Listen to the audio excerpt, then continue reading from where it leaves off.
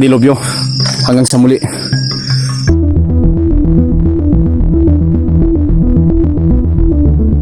Karin, mag-ingat ka. Sige. Huwag kang pabihag. At baka ma-rape ka ng mga bandido. Tarantado ko talaga, Dilobyo. Sige, mag-ingat ka. Ito mo rin magkikita, kaibigan.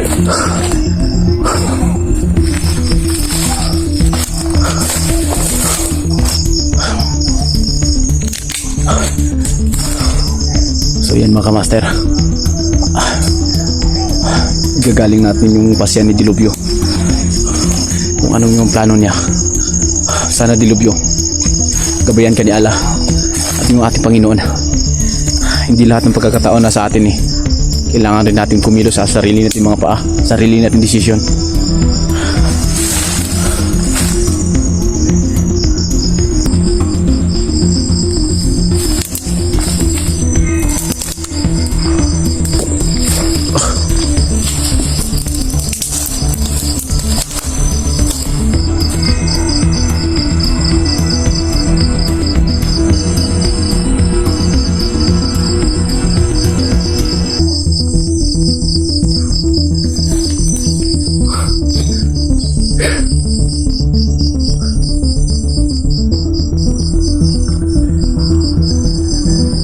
Sana Dilobyo, hindi ka na talaga babalik sa dati.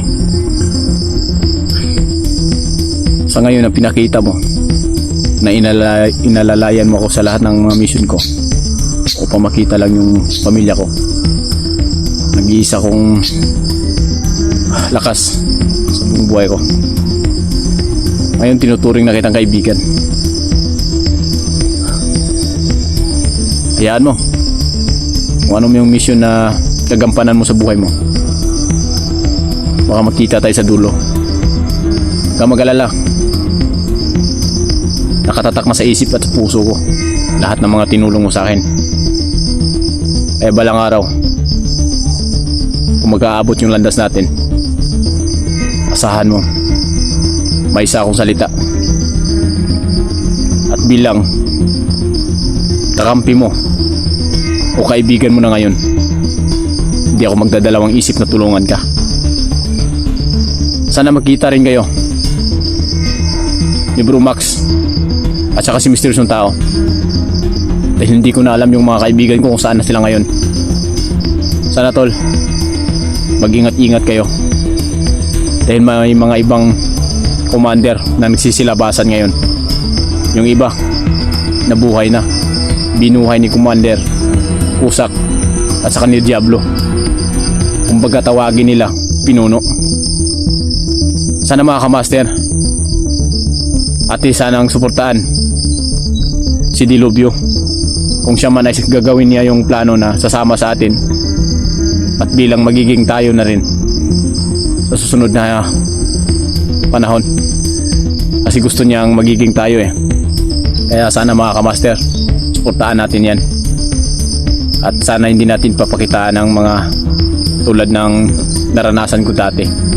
Pero tanggap namin yun, dahil ang taong perfect kahit na until kahit kalabaw apat ang pa, natatalisod pa.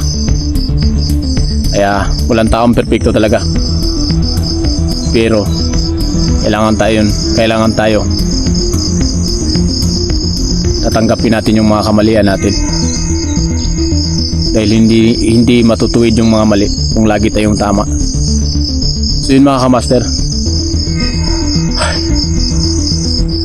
hindi ako magdadalawang isip na tulungan ka Dilobyo. Tulad ngayon, nakikita ko na talaga na nagiging mabait ka na.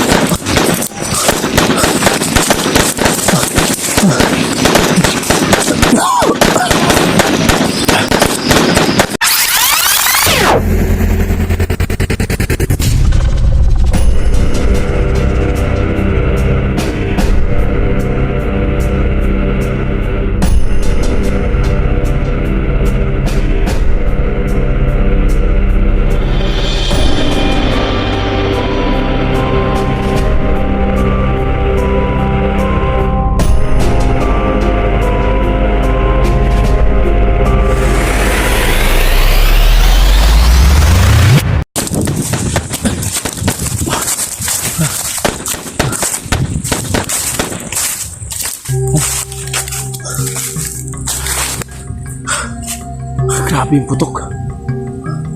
Sobrang dami nila. So yung mga kamaster, kagabi, bago ako nakatulog, talagang nag-off cam talaga ako kasi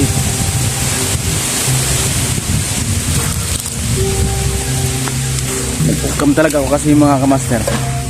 Dahil hindi ko na malaman kung saan yung nanggaling yung mga putok. Lakas ng hangin.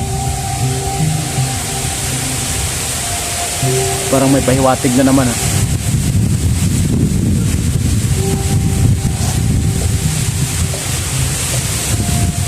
Sana Dilubyo, okay ka lang. Dahil kagabi, nung bago tayo magkahiwalay, grabe, sobrang lakas ng mga armas na narinig ko. Ako yung rumbo nila at siguro hindi ko alam kung ikaw din yung inano nila, tinutugis nila.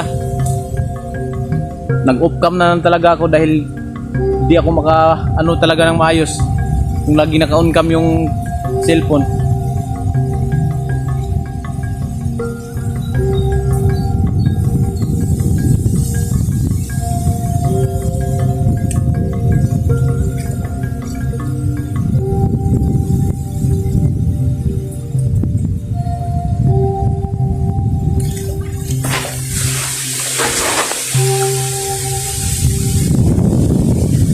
Yung mga kamaster, ano, hindi ko talaga akalain na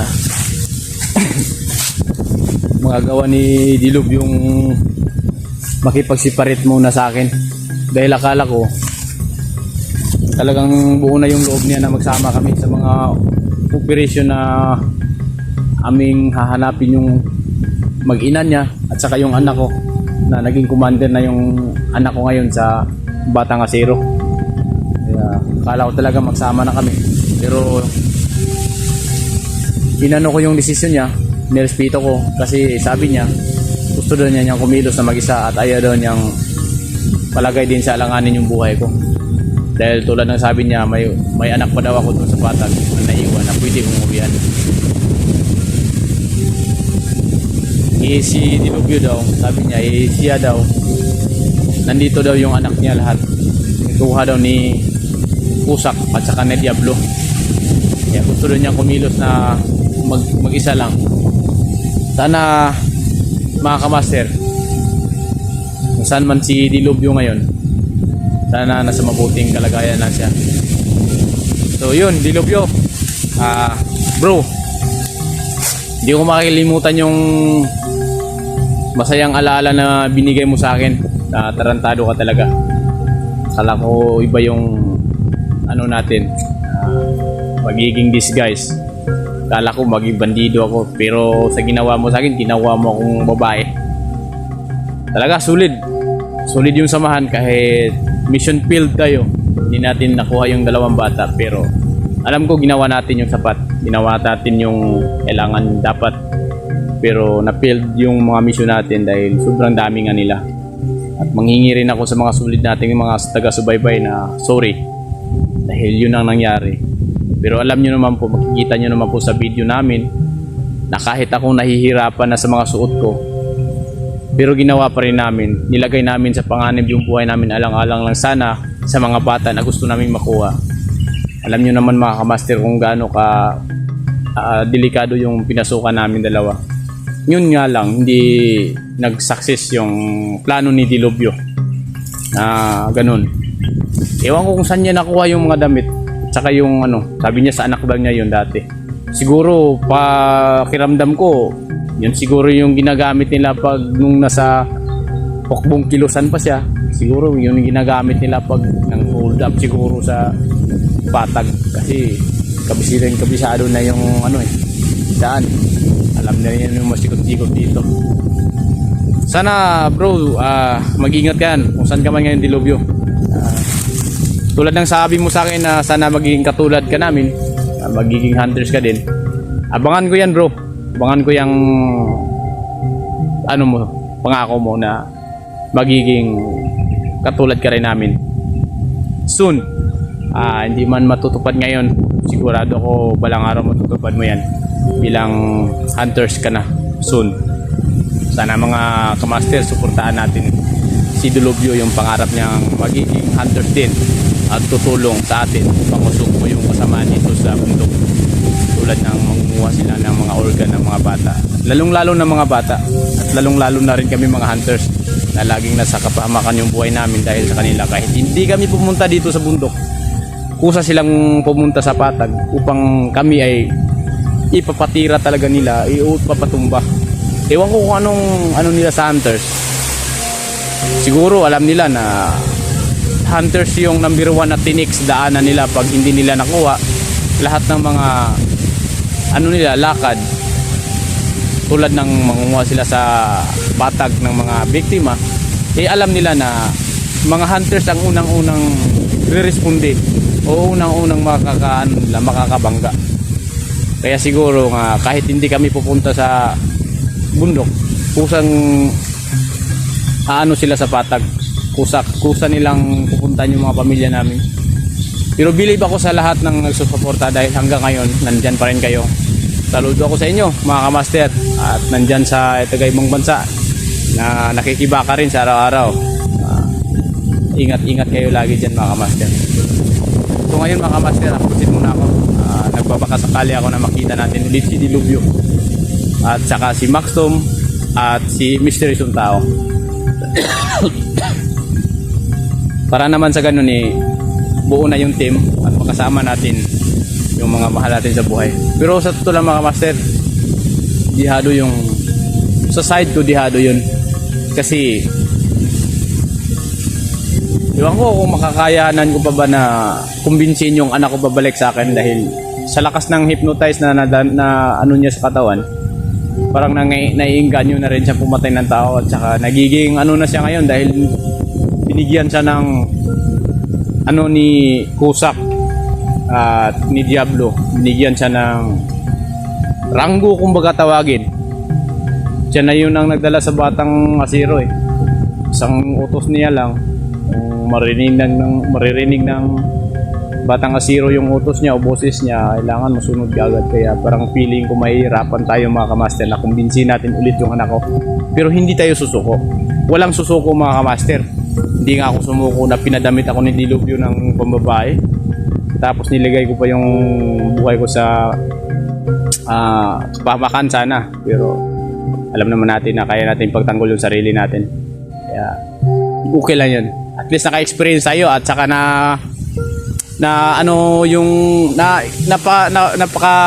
napapasaya ko po ba kayo.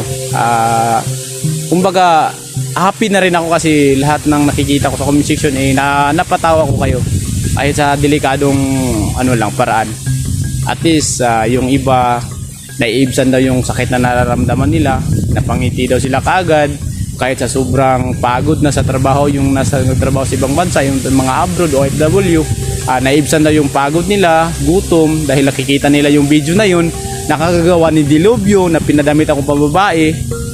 Kaya maraming salamat at na-appreciate ninyo yung ginagawa namin.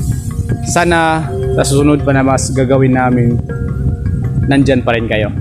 Sana mga idol o mga kamaster, hindi kayo bibitaw sa mga kwento namin, dahil may titingnan pa kayo, dahil yung mga pamilya namin nandito pa.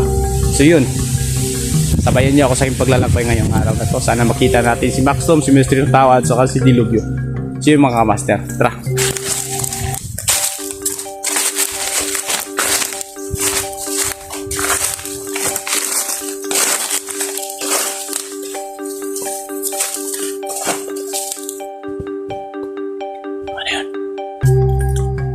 Hala, parang may naririnig ako.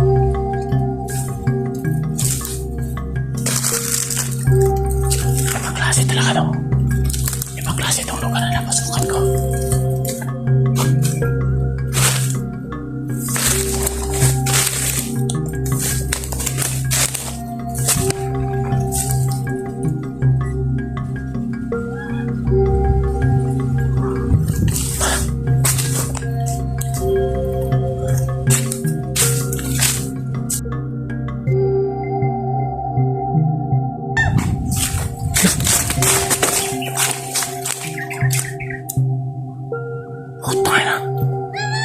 Si Amang.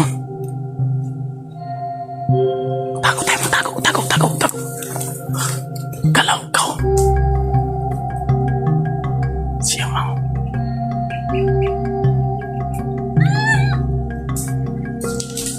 patay.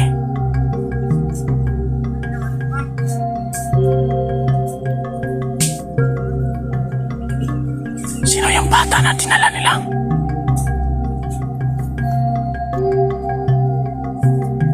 May bata silang dala.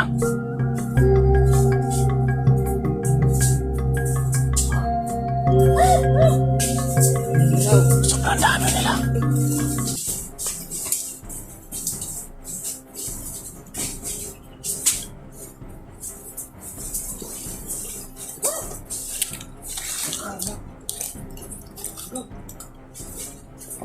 Sundan natin.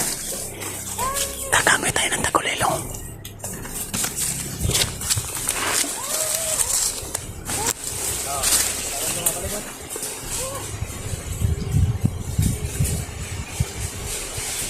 Balibot, kaya daw. Kaya daw ng bata kay alay na kami dito. Kaya alay na primero na dito plano. Kaya padali na kami bala karon.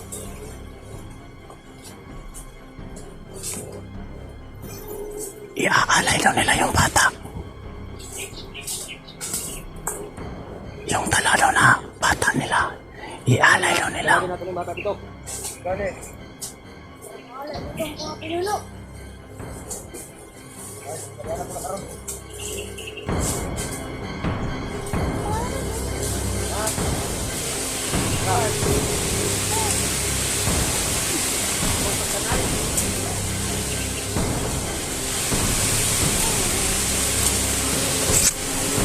Magtago lang tayo dito mga kamaster.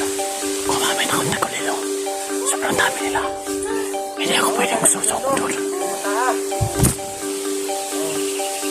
galaw na ko na yan.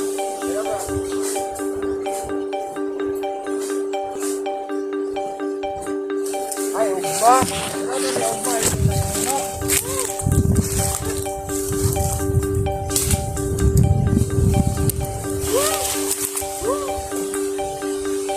Sama lah. Dia ni kalau.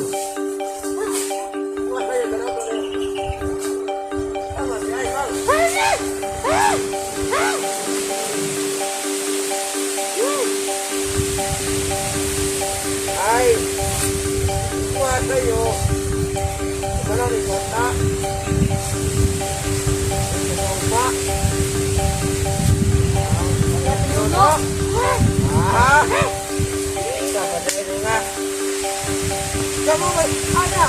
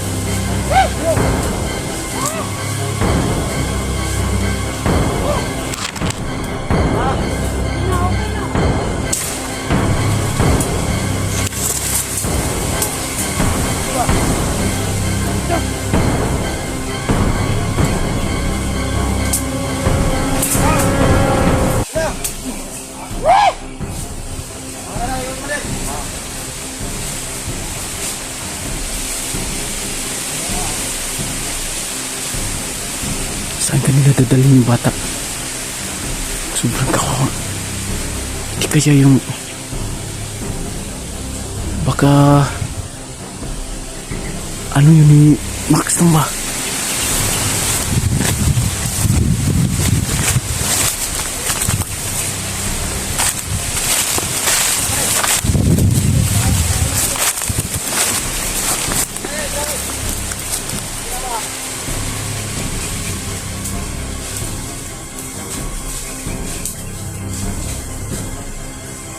Woo!